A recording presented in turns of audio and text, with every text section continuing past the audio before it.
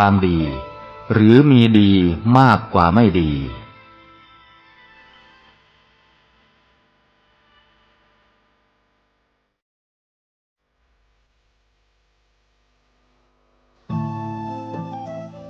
ท่านกำลังติดตามรับฟังสถานีวิทยุกระจายเสียงพระพุทธศาสนาแห่งชาติและสังคม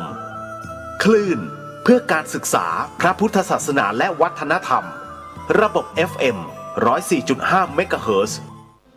รายการต่อไปเป็นรายการคดีโลกคดีธรรมขอกราบถวายความนอบน้อมแด่พระรัตนตรัยถวายความเคารพพระมหาเถระพระเถรานุเถระทุกท่านขอเจริญสุขญาติโยมสาธุชนที่กำลังติดตามฟังรายการจากสถานีวิทยุแห่งนี้ทุกท่านขอนำท่านผู้ฟังเข้าสู่รายการคดีโลกคดีธรรมพบกันในวันนี้วันขึ้น15 ค่ำเดือน 5วันนี้ตรงกับวันพฤหัสบดีที่2 เมษายนพระพุทธศักราช2569รายการคดีโลกคดีธรรมมาพบกับสาธุชนเป็นประจำทุกวันทางสถานีวิทยุพระพุทธศาสนาแห่งชาติคลื่นต่างๆมีสถานีวิทยุพระพุทธศาสนาแห่งชาติประจำจังหวัดเลยจังหวัดเชียงใหม่จังหวัด101จังหวัดสุพรรณบุรีจังหวัดกาฬสินธุ์จังหวัดเชียงใหม่เป็นต้นพร้อมด้วยเครือข่ายทั้งแอปพลิเคชันวิทยุพุทธศาสนาทั่วไทยทาง YouTube ช่องวัดฝายหินและช่องธรรมะคลื่นสีขาวท่านสามารถติดตามรับฟังรายการนี้ตามช่องทางต่างๆดังกล่าวได้วันนี้เป็นวันธรรมสวนะเป็นวันพระขึ้น15 ค่ำเดือน 5วันนี้เป็นวันอนุรักษ์มรดกไทยเนื่องด้วย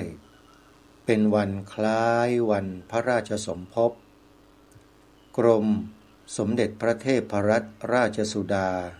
สยามบรมราชกุมารีสมเด็จพระกนิษฐาธิราชเจ้าพระองค์ผู้ทรงพระคุณอันประเสริฐสาธุชนญาติโยมนำโดยพระภิกษุสงฆ์ในพระพุทธศาสนาของเราก็ได้ร่วมแรงร่วมใจกันบำเพ็ญกองการกุศลใหญ่เพื่อถวายเป็นพระราชกุศลแด่พระองค์ท่านทั่วราชอาณาจักร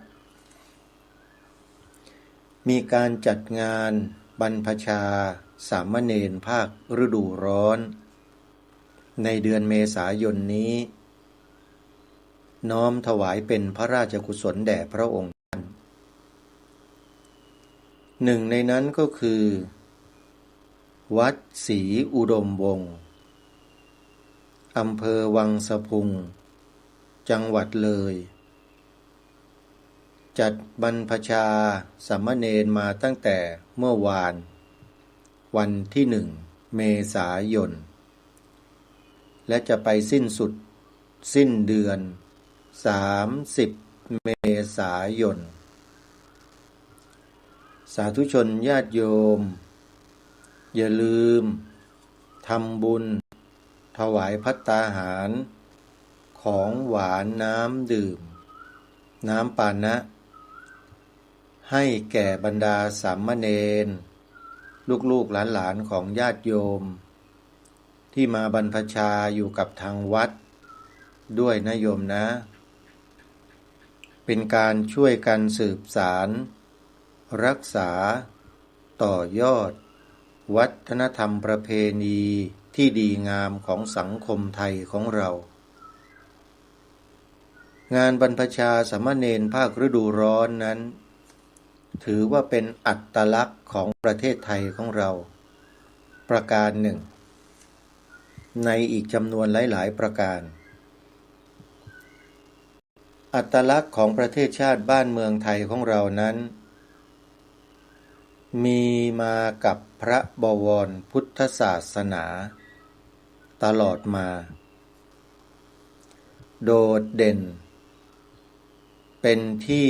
กล่าวขานและรู้จักกันไปทั่วทั้งโลกว่าประเทศไทยคือประเทศพระพุทธศาสนาแผ่นดินไทย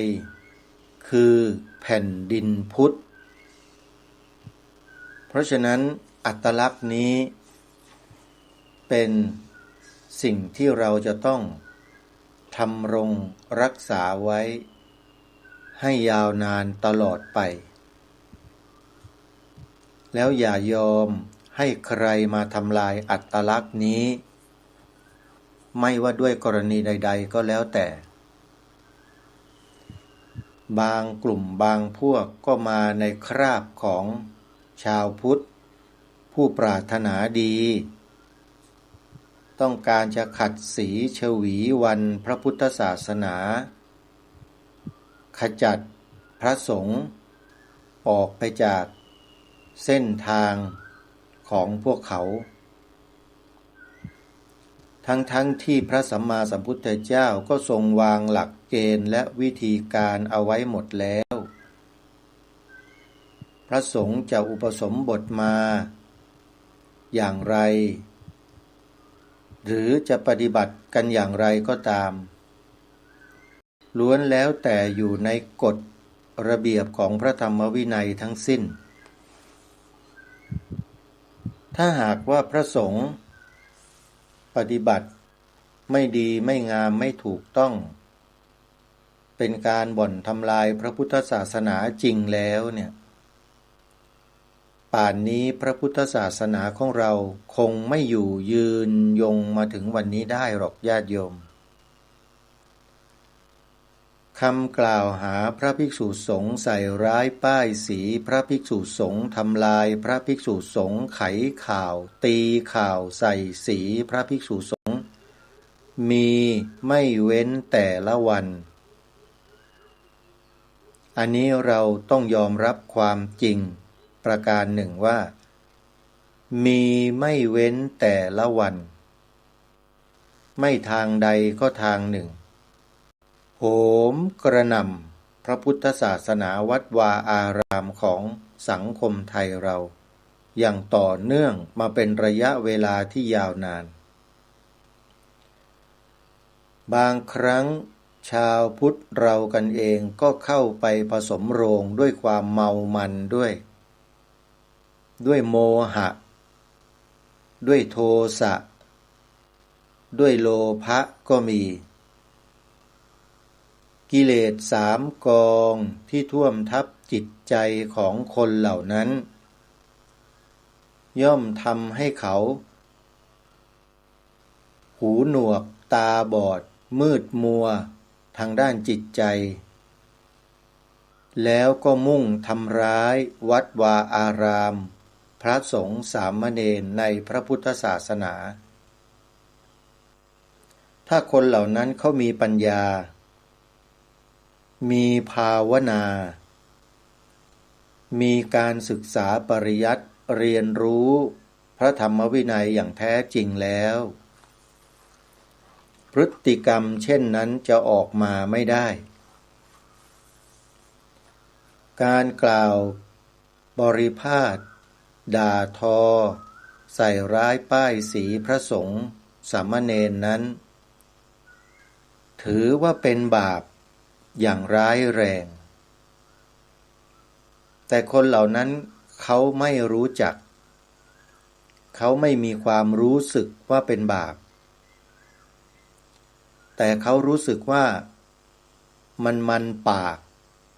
มันสนุกปากสะใจมันยังไงก็เรียกว่าเขาไม่มีความรู้สึกไม่มีความสำนึกอะไรคนเหล่านี้เขาเรียกว่าพวกคนบาปชีวิตหมกมุ่นอยู่กับบาปกับกรรมอยู่ตลอดไม่ทางใดก็ทางหนึ่งคือทางกายบ้างทางวาจาบ้างทางใจบ้างบางทีก็ครบทั้ง3 ทวารดังกล่าวนั้นเลยเขาจึงมองไม่เห็นและไม่รู้จักคำว่าบุญกุศลว่าเป็นอย่างไรมีผลมีอานิสงส์ที่ดีอย่างไรคนเหล่านี้จะมองไม่เห็นจึงไม่ต้องป่วยกล่าวไปใยกับการที่คนเหล่านี้จะทำบุญหรอกเพราะเขาไม่รู้จักบุญเขารู้อย่างเดียวว่าสิ่งที่เขาทำอยู่นั้นน่ะเป็นความสุขของเขาความสุขเหมือนกับหมู่หนอน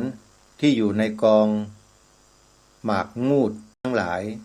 กองคูดกองมูดหมาเน่าสัตว์เน่าเปื่อยหนอนเหล่านั้นบอกว่าที่นั่นคือแหล่งอันอุดมสมบูรณ์มีความสุขที่ได้อยู่ตรงนั้นลักษณะของคนเหล่านี้ก็คือลักษณะเดียวกันกับพวกหมู่หนอนนั่นเลยคือจมอยู่กับกองหมาเน่า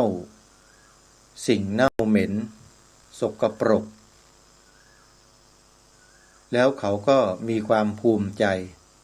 กับสิ่งที่เขาอยู่ตรงนั้นนี่คือในภพภูมิปัจจุบันที่คนเหล่านั้นกำลังทำกันอยู่เขาย่อมไม่รู้เลยว่าหลังจากที่เขาจุติเคลื่อนหรือตายจากโลกนี้ไปแล้วเนี่ยสิ่งที่เขาจะพบต่อไปในภายภาคหน้าจากการกระทำในชาตินี้ของเขานั้นมันจะเผ็ดร้อนขนาดไหนคนพวกนี้ไม่รู้เพราะฉะนั้นองค์สมเด็จพระสัมมาสัมพุทธเจ้าจึงตรัสยืนยันและบอกกับพวกเราชาวพุทธไว้อย่างหนักแน่นว่ากรรมมุนาวัตตตีโลโกสัตว์โลกย่อมเป็นไปตามสัตว์ทั้งหลายที่เวียนว่ายตายเกิดอยู่ในวัฏฏะสงสารที่มีอยู่มากที่สุดก็คือสัตว์ที่อยู่ในอบายภูมิแต่สัตว์ที่มีสถานะหรือสภาวะเป็นมนุษย์อย่างพวกเราเนี่ยน้อยมากมีน้อยจริงๆญาติโยมลองยืนนั่งและพิจารณาดูรอบตัวเราเถอะว่าระหว่างตัวเราที่เป็นมนุษย์เนี่ยจุดที่เรายืนอยู่รอบๆตัวเราข้างบนข้างล่างซ้ายขวาหน้าหลังเนี่ยมีสัตว์เดรัจฉานที่เป็นนกหนูงูแมลงสัตว์มีขาไม่มีขามีปีกไม่มีปีกมีมากกว่าเราเพียงใดลองพิจารณาดูนะตัวเชื้อโรคตัวอะมีบ้าตัวแมลงสาบแมลงวันยุงทั้งหลายเนี่ยลองพิจารณาดูเถอะว่ามันมีมากมายมหาศาลแค่ไหนเพราะฉะนั้นสิ่งที่พระสัมมาสัมพุทธเจ้าตรัสสอนพวกเราเนี่ยเป็นความจริงแท้ทั้งหมดบรรพบุรุษเราบรรพชนเราจึงนับถือพระพุทธศาสนาเป็นศาสนาประจำชาติไทยของเรามาช้านานโดยตลอดไม่มีคำว่าขาดตอนและขาดสายเลยย้อนกลับไปกี่ร้อยปีกี่พันปีกี่หมื่นปีกี่แสนปีกี่ล้านปีกี่ร้อยล้านพันล้านปีก็แล้วแต่ ณบริเวณแผ่นดินนี้ของพวกเราที่อยู่อาศัยอยู่นี้เนี่ยบรรพบุรุษในสมัยก่อนโน้นมาดังกล่าวพานับถือพระพุทธศาสนากันทุกยุคไม่ว่าจะเป็นยุคต้นกับพระพุทธเจ้ากักกุสันโธโกนาคมโนกัสสโปโคตโมมาจนถึงยุคเรานี่คือโคตโมพระสัมมาสัมพุทธเจ้าพระมหาโคตมะพระสิทธัตถะพาพวกเราเนี่ยยอมรับนับถือพระพุทธศาสนาต่อเนื่องมานานแล้วล่าสุดที่ทางรายการได้ปรารภกับท่านผู้ฟังไปเมื่อวานนี้ว่าหรือเมื่อวันศุกร์ว่าถ้าหากต้องการจะศึกษาประวัติศาสตร์ของชนเผ่าไทยแท้ๆให้ไปหาศึกษาในหนังสือตำราที่มีชื่อว่าพุทธศาสนสุวรรณภูมิปกรณ์ท่านจะรู้ถึงมนุษย์ต้นกับว่าเกิดกำเนิดในโลกใบนี้ชีวิตแรกนั้นมายังไงมาเกิดมาอุบัติในโลกยังไงในตำรานี้บอกไว้หมดเลยแล้วจากนั้นมาก็มีการพัฒนาการชีวิตของเขาเหล่านั้นขึ้นมาโดยลำดับตั้งแต่เพศภาวะ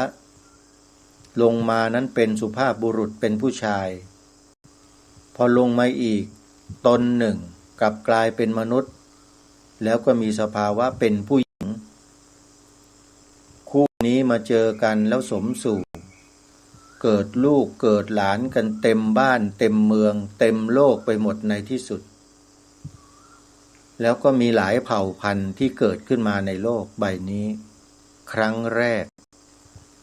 ซึ่งในตำราของฝรั่งเนี่ยไม่ต้องไปหาหรอกญาติโยมไม่มีหรอกฮะไอ้ที่เขาเขียนตำรับตำราสร้างระบบการศึกษามาให้เราเรียนกันเรื่องมนุษยวิทยาเรื่องชีววิทยาอะไรต่างๆเนี่ยเขาเรียนกันในปัจจุบันเขาไม่เคยรู้หรอกว่าอดีตของโลกใบนี้ก่อกำเนิดเกิดขึ้นมาอย่างไรคนเหล่านี้เขาไม่เคยรู้ด้วยตัวของเขาเองหรอกเขาใช้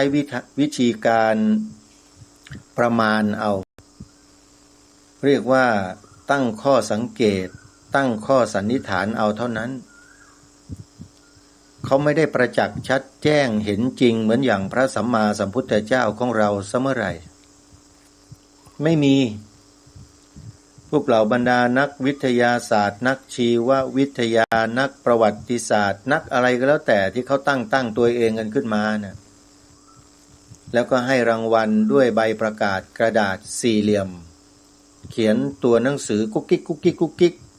บอกว่าจบชั้นนั้นชั้นนี้อะไรต่างๆเนี่ยเขาไม่ได้รู้จริงอย่างพระสัมมาสัมพุทธเจ้าของเราหรอกพูดแบบนี้ไม่ได้แอนตี้แต่พูดความจริงแต่นี้คนเราเนี่ยมันยอมรับกันไม่ได้เองรับความจริงกันไม่ได้เมื่อรับความจริงไม่ได้มันก็มีความอึดอัดมีความขัดเคืองในใจกันเป็นเรื่องธรรมดาของคนที่ยังไม่รู้ความจริงก็เป็นอย่างนี้แหละแต่สำหรับท่านที่รู้ความจริงแล้วท่านจะไม่มีความอึดอัดเคืองแถมยังอนุโมทนาสาธุด้วยซ้ำไปในสิ่งที่ผู้ดำเนินรายการพูดเนี่ยผู้รู้ทั้งหลายท่านจะสาธุแต่ถ้าผู้ที่ไม่รู้ก็จะจ้องเขม็งเลยอย่ามีช่องว่างอย่าพลาดเชียวนะมึงโดนแน่เนี่ยเขาเรียกว่าเตรียมเลยเตรียมอัดอาตมาเลยแหละคนพวกเนี้ยจริงไม่จริงเนี่ยมีคนประเภทเนี้ยทำไมจะไม่มีนะในโลกใบนี้มันมีหลากหลายมากมายความคิดเต็มไปหมดแหละก็เป็นเรื่องปกติธรรมดาของคนที่ไม่รู้และไม่ยอมจะรู้อะไรในสิ่งที่ผู้ดำเนินรายการแนะนำเนี่ยเขาไม่ต้องการจะพูดจะทำตามสิ่งที่ทางรายการแนะนำรณรงค์ แล้วเขาก็อาจจะต่อต้านด้วยซ้ำไปก็เป็นเรื่องธรรมดามีแรงต้านแค่ไหนก็ต้านไปเราก็ทำหน้าที่ของเราไปในฐานะที่เป็นลูกหลานบรรพบุรุษไทยที่ท่านได้สืบสารรักษาต่อยอดสิ่งเหล่านี้มาช้านานแล้วนานจนกระทั่งเราท่านทั้งหลายเนี่ยไม่คาดคิดด้วยว่านานขนาดนั้นในตำราคัมภีร์พุทธศาสนสุวรรณภูมิปกรณ์ที่ทางรายการได้หยิบยกขึ้นมากล่าวเมื่อวาน2 วันที่ผ่านมายืนยันไว้ชัดเจนว่าบรรพชนไทยของเรา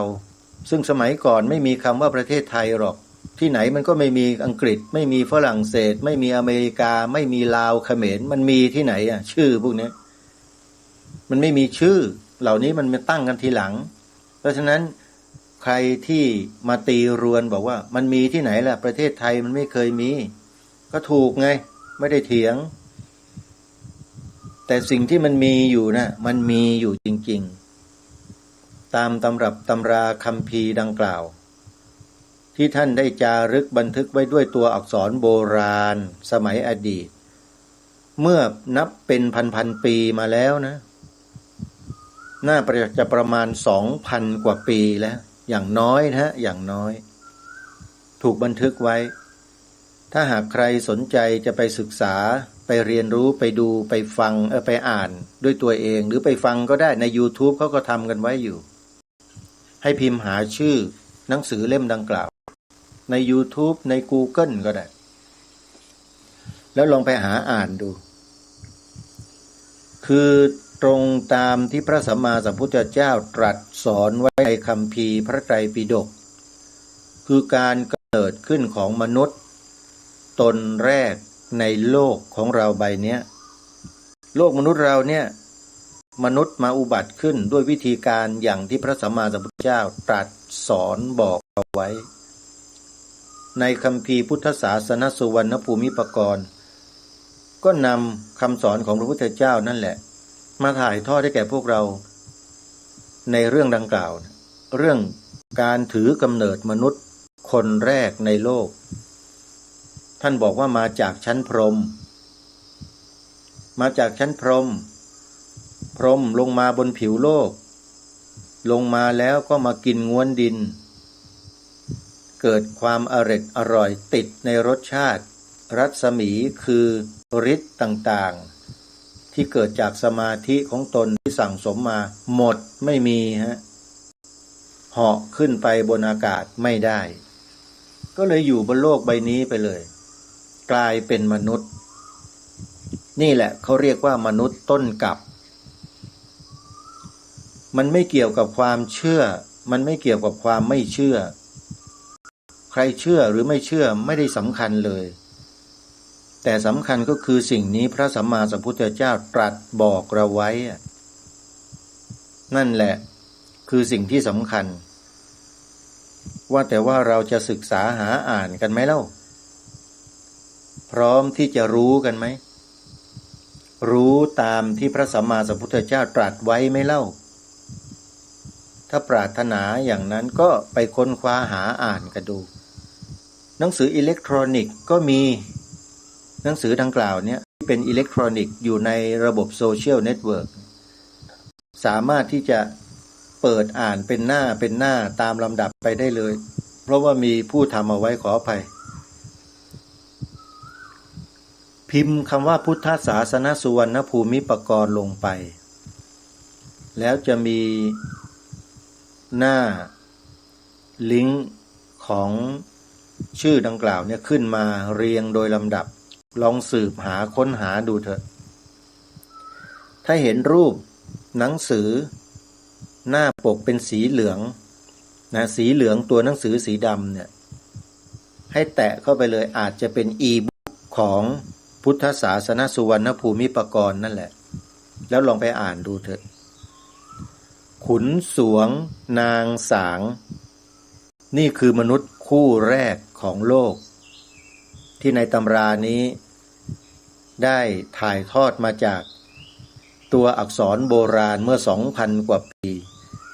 ที่พระภิกษุสงฆ์รูปหนึ่งท่านได้ถ่ายทอดสิ่งเหล่านี้ออกมาเป็นภาษาไทยให้เราได้อ่านกัน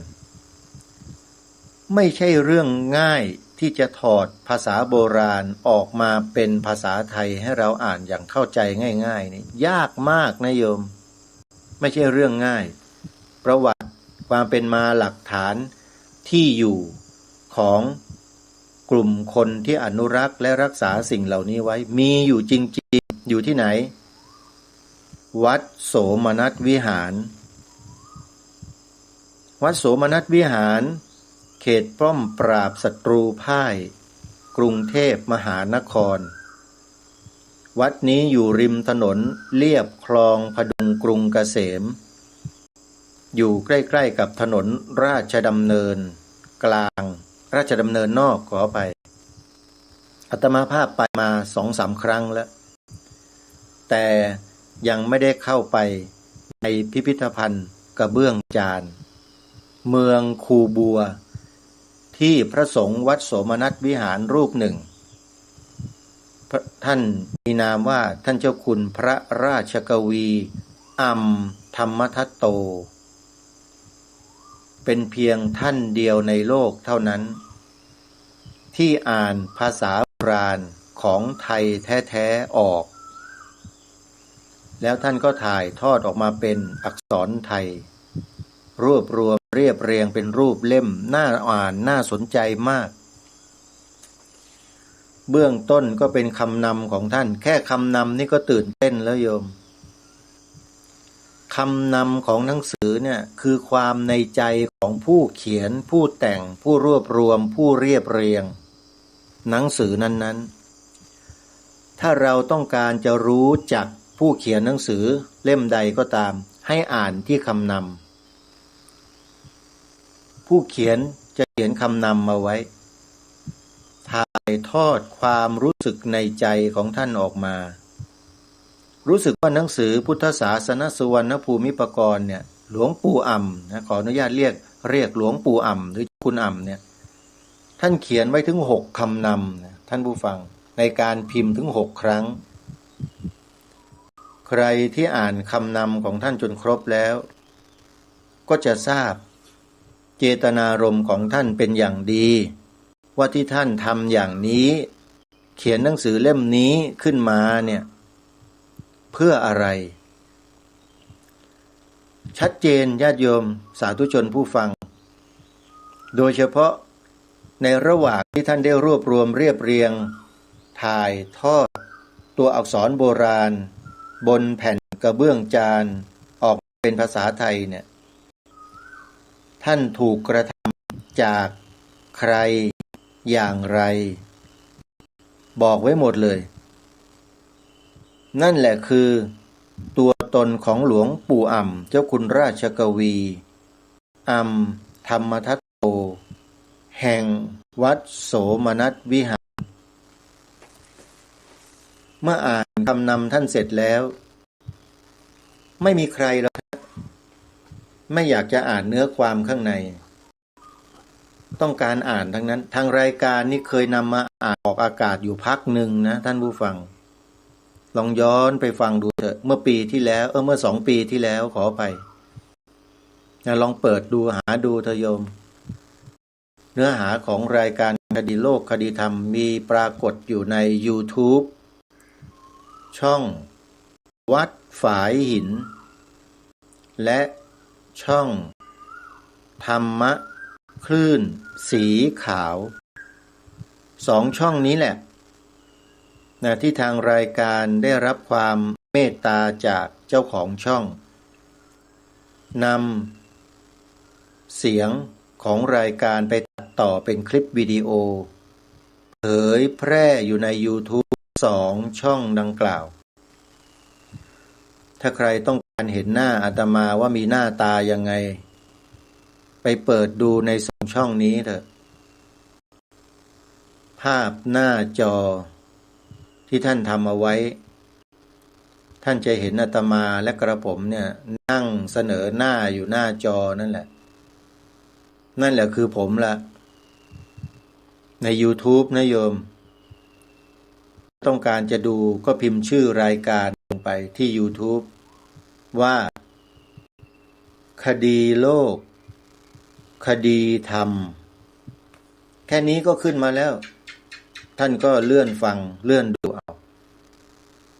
นะแล้วก็กดวันที่เดือนปีรายการจากวันนั้นๆก็จะขึ้นมาให้ท่านได้ฟังกันนะโดยเฉพาะช่องวัดฝายหินเนี่ยจะมีการเผยแพร่อย่างต่อเนื่องมากที่สุดไม่ค่อยจะขาดตอนเท่าไหร่เพราะว่าท่านผู้อำนวยการสถานีวิทยุวัดฝายหินพระครูสมุวิสุวัตวกิจโจท่านเอาใจใส่แล้วก็มีการสนับสนุนส่งเสริมรายการคดีโลกคดีธรรมเป็นพิเศษต้องบอกว่าเป็นพิเศษพร้อมด้วยอาจารย์พระครูวัดปากทางเจริญที่ดอยหล่อธรรมะคลื่นสีขาวเพื่อชาวประชาและครูบาอาจารย์ในภาคเหนือทั้งหลายที่ท่านให้การสนับสนุนให้การส่งเสริมสนับสนุนไม่ใช่หมายความว่าต้องให้เป็นวัตถุเป็นสิ่งของไม่ใช่ครับให้ใจครับสำคัญกว่าเยอะเลยเขาเรียกว่ายอมรับกระผมต้องขอกราบขอบพระคุณครูบาอาจารย์พระเถรานุเถระในภาคเหนือด้วยนะครับด้วยความเคารพแล้วก็ต้องขอขมาทุกท่านด้วยที่กระผมทำรายการในลักษณะเช่นนี้ไม่ค่อยจะเหมือนมนุษย์มนาคนอื่นเขาสักเท่าไหร่เพราะหัวใจมันสั่งให้ทำครับมันมาจากข้างในเขาเรียกว่ามันระเบิดออกมาอย่างนั้นเพราะในอดีตได้เห็นได้ดูได้รู้อะไรหลายๆอย่างที่มันเกิดกับประเทศไทยเกิดกับคนไทยของเราผมก็ทนอยู่ไม่ได้เนี่ยเพราะผมเป็นคนที่ไม่ชอบความอายุติธรรมมาตั้งแต่เล็กๆเด็กๆแล้วถ้าอะไรที่ไม่ถูกต้องเนี่ยหัวเด็ดตีนขาดไม่เอาด้วยแล้วก็ไม่ต่อต้านแต่อย่ามายุ่งกับข้าพเจ้าก็แล้วกันเดี๋ยวจะพังกันทั้งระเนระนาดกันไปทั้งแผงนะหลีกหลบไม่เอาไม่ยุ่งไม่เกี่ยวไม่ข้องด้วยต่างคนต่างอยู่ต่างคนต่างไปต่างคนต่างทำแต่ถ้ามาทำกับสิ่งที่เป็นประโยชน์ของส่วนรวมประเทศชาติบ้านเมืองเมื่อไหร่ก็ไม่ยอมเหมือนกันครับท่านทั้งหลายที่ฟังรายการนี้ก็คงจะทราบดีนะครับว่าผู้ดำเนินรายการคดีโลกคดีธรรมคนนี้มีอุปนิสัยใจคอยังไงเกี่ยวกับชาติบ้านเมืองนะครับไม่เกี่ยวกับตัวบุคคลนะฮะเรื่องของชาติบ้านเรื่องของส่วนรวมเนี่ยเป็นยังไงโดยเฉพาะที่เกี่ยวกับพระพุทธศาสนาในฐานะที่เป็นสถาบันหลักของชาติไทยหนึ่งเดียวคำว่าหนึ่งเดียวไม่ใช่หมายถึงสถาบันเดียวนะครับ3 สถาบันแต่พระพุทธศาสนานั้นเป็นหนึ่งในสถาบันหลักที่เป็นศาสนาเท่านั้นศาสนาอื่นไม่ใช่สถาบันหลักของชาตินะใครอย่าเที่ยวมามั่วมาโมเมนะนี่แหละคือสิ่งที่ทางรายการคดีโลกคดีธรรมยอมไม่ได้แล้วบอกกับพี่น้องคนไทยเราให้ลุกปลุกตื่นกันขึ้นมารับรู้สถานการณ์แล้วมาช่วยกันทำรงรักษาความเป็นไทยของเราเอาไว้ด้วยมือของเราทุกคนเนี่ยทำได้ทางรายการได้รณรงค์แนะนำไปแล้วให้อัญเชิญบทพระราชนิพนธ์ความหมายธงไตรรงค์มาท่องจำให้ได้ขึ้นใจแล้วถ่ายทอดให้ลูกหลานเยาวชนของเราต่อกล่าวประโยค2 ประโยค ออกอากาศไปบ่อยๆเรื่อยๆคือประโยคที่ว่าพระพุทธศาสนาเป็นศาสนาประจำชาติไทยของเราและประโยคที่ว่าสีขาวในธงชาติไทยหมายถึงพระพุทธศาสนาเท่านั้นถ้าเรากล่าวอย่างนี้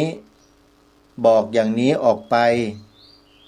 ใครมันจะชักดิ้นชักงอมันจะเป็นจะตายก็เรื่องของมันแปลว่าจิตใจของมันเนี่ยไม่ได้ถูกหล่อหลอมมาอย่างถูกต้องช่วยไม่ได้อยากไปหล่อหลอมเอาสิ่งที่ผิดมากันเองเนี่ยแล้วใครล่ะเสี่ยมสอนให้เป็นกันอย่างนั้นน่ะสิ่งที่ทางรายการนำมาถ่ายทอดมากล่าวมาพูดมารณรงค์ให้พวกเราได้ช่วยกันกล่าวกันพูดเนี่ยคือสิ่งที่บรรพชนไทยบรรพบุรุษไทยของเราสืบสารรักษาต่อยอดกันมาทั้งนั้นเลยเราในยุคนี้จะบอกว่าปฏิเสธไม่ขอยุ่งเกี่ยวด้วยไม่เอาด้วยไม่สนใจไม่ใช่หน้าที่เราพูดอย่างนั้นได้ไหมเราทำอย่างนั้นได้ไหมและถ้าเราพูดอย่างนั้นทำอย่างนั้นเราจะเป็นคนเช่นไรเป็นคนที่รู้บุญคุณของบรรพชนหรือไม่รู้บุญคุณของบรรพชนถ้าเป็นภาษาโดยทั่วๆไปเขาเรียกว่ากตัญญูกตเวทีต่อบรรพชนหรืออกตัญญูต่อบรรพชนตนเองอันนี้เป็นคำถามนะครับแล้วเมื่อทุกท่านทราบแล้วท่านหลายก็คือผู้ตัดสินตัวของท่านเองว่าจะเป็นอะไรทั้งสองอย่างเนี่ยเลือกได้เลยเลือกด้วยวิธีการอะไรครับการกระทำและคำพูดครับท่านกระทำอย่างไรพูดอย่างไรท่านก็เป็นอย่างนั้นนะครับท่านไม่พูดท่านก็เป็นอย่างนั้นแหละครับทุกคนทุกท่านเพราะนี่คือสิ่งที่บรรพชนเราฝากมาฝังมาในประเทศนี้ให้พวกเราสืบสานรักษาต่อยอดกันต่อให้ลูกหลานเยาวชนเราสืบสานรักษาต่อยอดกันไปกันแบบนี้แหละครับประเทศไทยจึงยังคงเป็นประเทศไทยเอกราชนครมาจนถึงวันนี้ย้ำแล้วย้ำอีกในเรื่องนี้ให้พวกเราเข้าใจกันให้ได้เข้าถึงกันให้ได้จะได้ร่วมกันพัฒนาความรู้ไงฮะไม่ใช่ตกเป็นเหยื่อของข้อมูลผิดที่มีคนเขาป้อนให้เราทุกวันยกตัวอย่างหนึ่งก็ได้ถ้าพูดเรื่องนี้ขึ้นมาแล้วอาจจะมีคนตำหนิรายการนี้ก็ได้แต่ก็ไม่มีปัญหาตำหนิได้เลยตัวอย่างที่จะยกขึ้นมาอย่างเช่นวัดพระธรรมกายเนี่ยถูกคดีถูกกองกำลังอันมหึมาพร้อมอาวุธบุกเข้าไปในวัดไปอะไรต่อไม่อะไรกันในช่วงหนึ่งเมื่อ10 ปีที่แล้วเนี่ยจำได้ไหมปรากฏว่าปัจจุบันนี้พ้นมนทินหมดแล้วศาลพิพากษาจบคดีเรียบร้อยหมดแล้วแต่เชื่อไหมท่านผู้ฟังว่ายังมีคนบางประเภทกัดวัดพระธรรมกายกันไม่เลิกต้องใช้คำนี้นะฮะกัดไม่เลิกกัดไม่ปล่อยผมถามหน่อยเธอถามจริงๆเถอะว่าระหว่างวัดพระธรรมกายกับลัทธิอุบาทที่อยู่ในประเทศไทยที่ทำอะไรอุบาทอยู่เนี่ยก่อการร้ายทำลายประเทศไทยอยู่เนี่ยนะฮะระหว่าง2 กลุ่มเนี้ยผมเปรียบเทียบให้เห็นเลยแล้วกันชัด คุณสนับสนุนใครส่งเสริมใครจะให้คุณสนับสนุนส่งเสริมนะคุณจะส่งเสริมการก่อการร้ายหรือจะส่งเสริมวัดพระธรรมกายสำหรับผมนะครับผมบอกตรงๆและเลือกเลยว่าผมส่งเสริมวัดพระธรรมกายดีกว่าเพราะเขาไม่สอนให้ไปฆ่าใครไม่ไปทำลายประเทศชาติบ้านเมืองตัวเองไม่ไปแบ่งแยกดินแดนเขาสอนแต่ให้คนทำความดีมีความกตัญญูกตเวทีต่อพ่อแม่ปู่ย่าตายายแผ่นดินเกิดต่อพระมหากษัตริย์ผมส่งเสริมวัดพระธรรมกายดีกว่าไปส่งเสริมไอ้พวกกบฏพวกนั้นอีกนี่คือคำตอบผมนะส่วนคนอื่นจะตอบยังไงแล้วแต่นะครับผมเคยถามคนที่ด่าวัดพระธรรมกายด่าบ่อยรู้จักกันนี่แหละครับผมก็ถามออกอากาศแบบนี้แหละถ้าจะให้เลือกคบระหว่างวัดพระธรรมกายกับโจรก่อการร้ายทำลายประเทศไทยอยู่เนืองๆบ่อยๆเนี่ยคุณจะเลือกคบกับใครผมถามไว้แค่นี้คนนั้นก็ไม่เคยตอบอีกเลยแล้วก็เงียบปากไปเลยไม่ว่าวัดพระธรรมกายอีกมันต้องใช้ลูกนี้ครับท่านคนพวกนี้คือไปอธิบายความยังไงไปอะไรยังไงมันไม่ฟังหรอกมันต้องถามแล้วให้มันตอบไหมมันกล้าตอบไหมล่ะตอบมาสิคำถามเมื่อกี้เนี่ยระหว่างวัดพระธรรมกายกับพวกโจรก่อการร้ายทำลายประเทศไทยอยู่เนืองๆบ่อยๆให้คุณเลือกคบนะคุณต้องเลือกนะคุณเลือกคบใครถ้าคุณบอกคุณไม่คบทั้งสองแปลว่าคุณเนี่ยโคตรแก่ตัวเลยคุณตัดสินใจตัวคุณเองยังตัดสินใจอะไรไม่ได้เลยแล้วคุณจะมาว่าคนนู้นคนนี้คุณยังมองไม่เห็นเลยว่าอะไรถูกอะไรผิดอะไรดีอะไรชั่วเพราะฉะนั้นขอย้ำกับทุกฝ่ายไม่ว่าใครทั้งนั้นนะครับที่กำลังกระทำอะไรอยู่ในปัจจุบันในบ้านนี้ในเมืองนี้เนี่ยคุณมองบริบทรอบด้านให้ครบแล้วคุณจึงตัดสินใจทำอะไรลงไปไม่ใช่ว่าไปตามกระแสไอ้พวกกระแสเฟกนิวทั้งหลายเนี่ยตัวดีนักแหละพวกเนี้ยลูกหลานเยาวชนเรานี่ถูกล้างสมองด้วยไอ้เฟกนิวเหล่านี้เยอะแม้แต่ขนาดชู3 นิ้วมันยังไปทำกันเลยดูดิเด็กๆเยาวชนเราเนี่ยเพราะอะไรเพราะมันไปเชื่อไอ้เฟกนิวไงข่าวปลอมข่าวลวงพวกนี้มันทำลายประเทศชาติทำลายพระพุทธศาสนาทำลายสถาบันพระมหากษัตริย์ของเราทั้งนั้นวิธีการต่อต้านสิ่งเหล่านี้ก็คือนำเอาความจริงมาเปิดเผยมาเผยแพร่มาถ่ายทอดให้ลูกหลานเยาวชนเราอย่างที่ทางรายการแนะนำอยู่ในรายการทุกวันเนี่ยเราทำกันบ้างไหมเล่าอันนี้เลือกกันเถอะเลือกกันเองทางรายการมีหน้าที่มาถ่ายทอดมาแนะนำเสนอสิ่งที่เป็นความถูกต้องของชาติบ้านเมืองให้กับพวกเราเท่านั้นไม่สามารถจะบีบบังคับใครได้แต่มันอยู่ที่จิตสำนึกของแต่ละท่านแต่ละคนว่ามันมีไหมถ้ามันมีมากเหมือนอย่างพระครูสมุวิสุวัตรกิจโจท่านพระครูหลายๆรูปที่ท่านนำรายการคดีโลกคดีธรรมออกอากาศอยู่เนี่ยอันนี้ถือว่าจิตสำนึกขั้นพื้นฐานของท่านใช้ได้เลยนะฮะแต่ก็ไม่ได้หมายความว่าสถานีอื่นครูบาอาจารย์อื่นๆจะไม่มีไม่ใช่นะครับมีแต่อาจจะยังไม่ถึงขั้นครับถ้าถึงขั้นแล้วเดี๋ยวท่านก็นำเอารายการนี้ไปออกอากาศท่านจะนำไปออกเองเลยผมอนุญาตนะครับทุกสถานีไปออกได้เลยเพราะรายการนี้ไม่ได้ไปด่าใครอยู่แล้ว ก็พูดในลักษณะที่ท่านฟังอยู่นี่แหละท่านฟังให้ต่อเนื่องแล้วท่านจะทราบว่ารายการนี้ไม่ใช่ไปด่าใครกล่าวร้ายใครเลยมีแต่จะหยิบยกสิ่งที่เป็นความจริงของชาติบ้านเมืองมานำเสนอในรายการแล้วก็ถามคนฟังว่าจริงไหมสมควรไหมจะช่วยกันไหมผมถามอย่างเงี้ยแล้วถ้าท่านไม่ช่วยท่านไม่สนใจ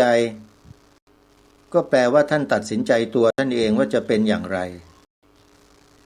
ไม่ได้ว่านะครับให้ทุกคนคิดคิดให้เป็นเรื่องแบบนี้คิดให้เป็นคิดไม่เป็นมันก็ทำอะไรไม่ได้เพราะมันคิดไม่ออกไม่ถูกตัดสินใจไม่ได้ครับ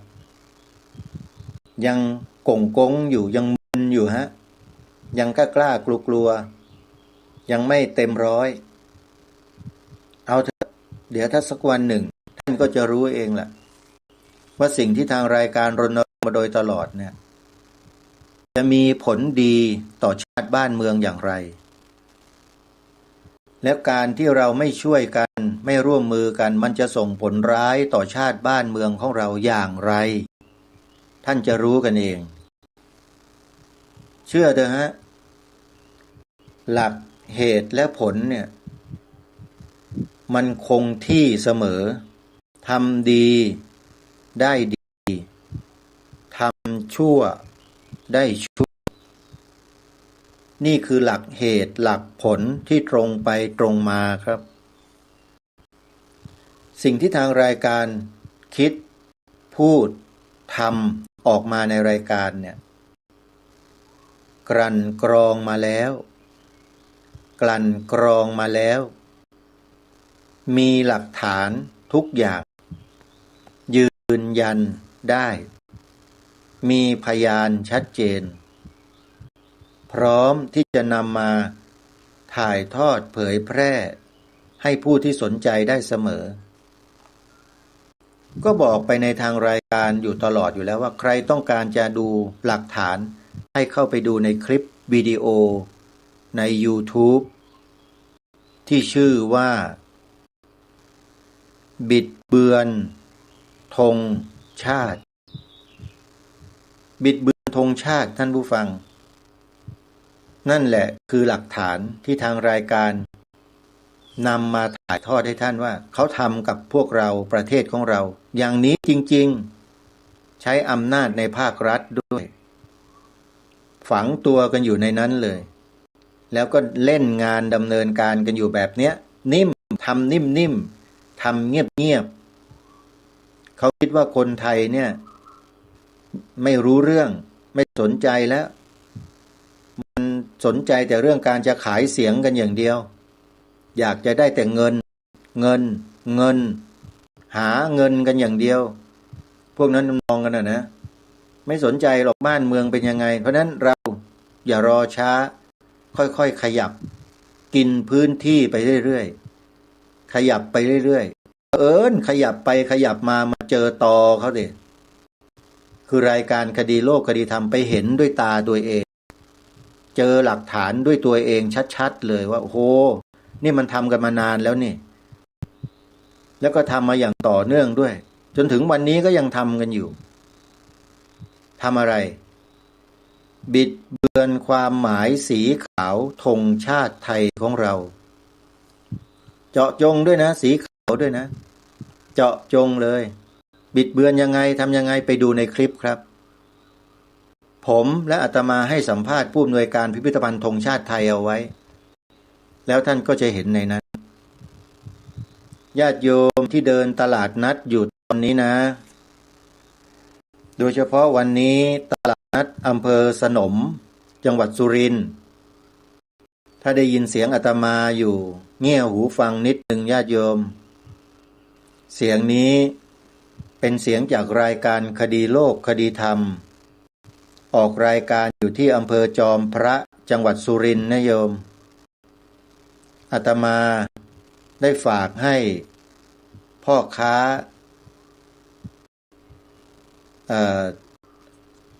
อาตมาฝากให้คุณโยมบิ๊กเหมือนมนุษย์รากหญ้ายอดพ่อค้าหัวใจทรนงเจ้าของตลาดนัดสินค้าราคาเดียวเนี่ยให้ญาติโยมฝากบุญมาช่วยกันตอนนี้อาตมากำลังสร้างศาลาปฏิบัติธรรมขึ้นหนึ่งหลังอยู่ที่สวนป่าสามัคคีธรรมตำบลบ้านผืออำเภอจอมพระจังหวัดสุรินทร์ใครจะฝากทำบุญก็ฝากกับบิ๊กเหมือนมาได้เลยนะโยมมนุษย์รากหญ้ายอดพ่อค้าหัวใจทรนงเพราะว่าโยมก็เป็นคนอุปถัมภ์สวนป่าสามัคคีธรรมมาตั้งแต่ต้นมีอุปนิสัยใจดีใจคอดีคบได้เป็นกัลยาณมิตรคนหนึ่งเลยทีเดียวก็ขอฝากญาติโยมนะร่วมด้วยช่วยกันอาตมาเปิดสะพานบุญให้แล้วขอให้พ่อค้าแม่ขายลูกค้าต่าง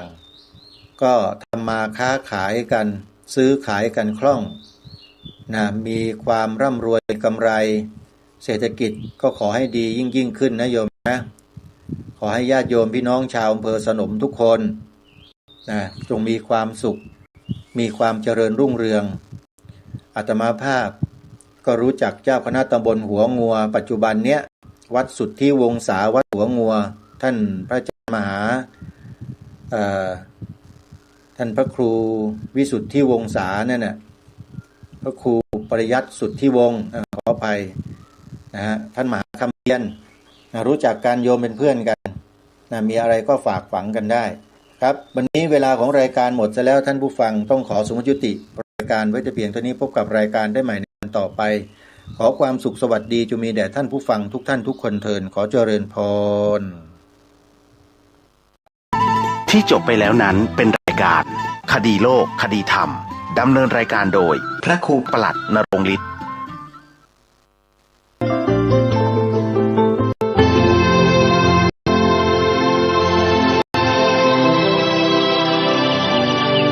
วันนี้เป็นวันพระเชิญพุทธศาสนิกชนทุกท่านมากลั่นจิตให้ใสกลั่นใจให้เป็นบุญด้วยการให้ทานรักษาศีลและเจริญจิตภาวนาน้อมจิตให้เข้าถึงพระรัตนตรัยที่นับถือของทุกเจ้าทุกท่านทุกคนทุก